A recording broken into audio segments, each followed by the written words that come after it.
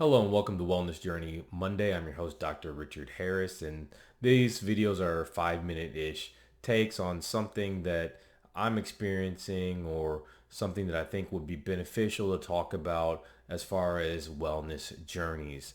And what I want to talk about today is a concept that most people don't seem to really talk about or don't seem to really understand, or if they do, it's not voiced, and that is health freedom. We always talk about financial freedom. Everyone has their own definition of financial freedom, whether that be, so much money in the stock market or a certain amount of income that they want to live on, the whole residual income. That could be part of financial freedom, but everyone has their take on financial freedom. And I say, okay, financial freedom is great. I'm trying for financial freedom, and my definition of financial freedom is not having to work in the hospital. That's my definition. So having enough income from all my other businesses and speaking and all that kind of stuff, that I only work in the hospital to keep my skills up for my consulting practice instead of having to actually need some of that income. That's my definition of financial freedom right now. But I also have a definition of health freedom. And health freedom is basically my body being able to respond in the way that I need it to respond for daily challenges, for vacation, to be the best physician, pharmacist, husband I can be. That is health freedom. And so I'll often ask people, okay, what's your definition of health freedom? And they'll look at me like, hey, what do you mean? I'm like, well, okay, it's like financial freedom, but it regards your health. What's your health freedom? What level of health do you want? What level of health do you need to be there for your family? What level of health do you want to have when you're in your 60s? Because here's the thing, we so often focus on finances and saving money for retirement and all of these other things, which are highly, highly beneficial, and we recommend that everyone do. But if you don't strive for health freedom, well, guess what? All that money that you accumulated for financial freedom is just going to go to your health. Because healthcare is very, very expensive in this country. Very, very expensive. And a lot of people are sick. 60% of the population has one chronic disease. 40%, and this is adults, have two.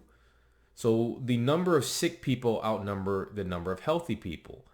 And that is why insurance premiums are so expensive. Because insurance premiums are counting on us healthy people to pay in to help pay out for all the sick people. But as the number of sick people have increased and the cost has increased, that's why everyone's premiums have gone up. But that's a whole nother story for another day. Back to health freedom. If you don't take the time to build up your health savings account, and I don't mean the cars that we get through work, I mean literally your body, your health savings account, then you'll end up draining your financial accounts to try and keep up your health savings account. But if you make deposits just like you would for your banked accounts, if you make deposits in your savings account over time, it grows. So make deposits into your health account. And we can do that every single day. Get proper sleep, exercise, moderate our stress, watch what we put into our bodies, avoid toxins. All these things we teach in our 5-pillar wellness course. These are things that help you make deposits in your literal health savings account every single day. And one of the things I always tell people is that the best way to prevent illness is wellness. And if something does happen to you, God forbid, the better condition you're in when that happens, the more likely you are to come out of that condition unscathed or with minimal long-term effects. And we're seeing this now, right now with COVID. Who has the worst outcomes, the worst effects with COVID? People who have a drained health savings account, obesity, hypertension, diabetes, immunocompromised. These are people who are daily withdrawing from their literal health savings account. And now those accounts might be in the red or near empty. And then COVID comes along and all of a sudden, bam, we have nothing in the bank, in our literal health savings account to help us. And now we're in dire straits.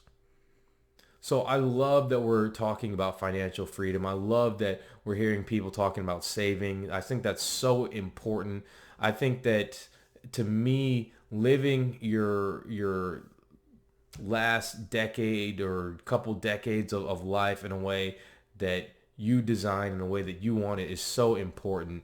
And that's why I work so hard for financial freedom, because when I do quote unquote retire, I'll never retire. I like working too much. But when I do, it'll be that I'm able to do what I want to do. But if you don't make time for health, you'll be forced to make time for illness. And so if you don't work on your health freedom, you're going to have to spend that financial freedom on your health. Because when you get sick, nothing else matters. Everything stops. Everything stops until you get well. So what am I saying? Make those deposits in your literal health savings account. If you're looking for help with this, we'd love to help. It's the reason I built the 5 pillars system, is to make sure that everyone has access to the most powerful aspect of medicine, and that is lifestyle medicine. Thank you for listening to this video. We'll see you next Monday. Have a blessed day.